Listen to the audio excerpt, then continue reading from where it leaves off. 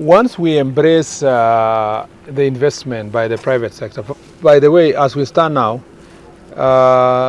stadia are not considered to be bankable, at the moment, because owning stadium alone is not enough.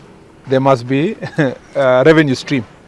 So by the time we reach as a country a stage where private sector is willing to build a stadium, we must first monetize sports. You must improve the economic contribution of sports by making sure that our sports, first of all, is attracting investments. There was a time that football, for example, had so many sponsors and the players were paid better in those. So first things first. The ultimate objective is to make sure that the sports sector is thriving in terms of raising money. At that point now, when you reach there, some of the stadia that we have already constructed, some of our football clubs or rugby clubs or athletics clubs will come in and say, okay, we want to enter into a PPP with the government of Kenya. We pay this much, we raise this much, we pay lease rent money every month of this much. We want to make government recoup the investment that they have put. For example, if you think about a stadium in Kasarani, it's maybe 50 billion worth of investment. But how much does it give us every month? Sometimes 2-3 years, nothing. We need to commercialize them by having a mechanism of raising resources through it. It doesn't mean that the government will exit. No, that's not what it means. It means that in the already constructed stadia, you have a mechanism where government can monetize this stadia through PPP programs with the private sector. And when we say private sector, people's mind just quickly run to foreigners. That's not what we are talking about. Private sector are Kenyans, Gor Mahia is a private sector.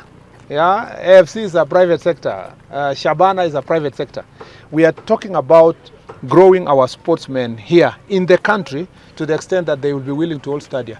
In US, for example, many of the basketball pitches are owned by private companies.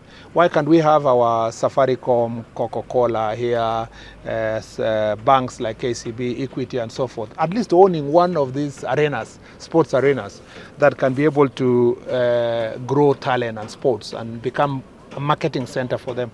My job here is to make sure that we push sports to become lucrative, create employment, and then now to attract investments in the facilities, sports facilities. And it's not just about stadia. Part of the reason we were today launching the national competition for, the African Championship for cycling, and you saw one bicycle costs about $1 million. And so the athletes are saying, to own this thing is not easy. We would like to have people who can support cycling and help the sportsmen in cycling to make money, and them on their side also be able to find a way of recouping the investment in that sector. So it's not confined to just one sport or the other. Private investments in sports. Kenya will only be proud, will grow economically, will employ its millions of youth if sports will be paying. It's not just for recreation. For older people like us, we will do recreation. But the younger people should be able to make money out of it. We need to monetize sports. But also for older people and investors, you should be able, when you build such a stadium and a training center and a training facility, you should be able to develop footballers that you can, as a football agent, sell them to different clubs in the continent, in the country, in the world, so that then you make resources and you create employment. I'm very passionate about monetization of sports, and Talanta Hela, which was started by my predecessor, is a program that must continue to help us achieve that objective.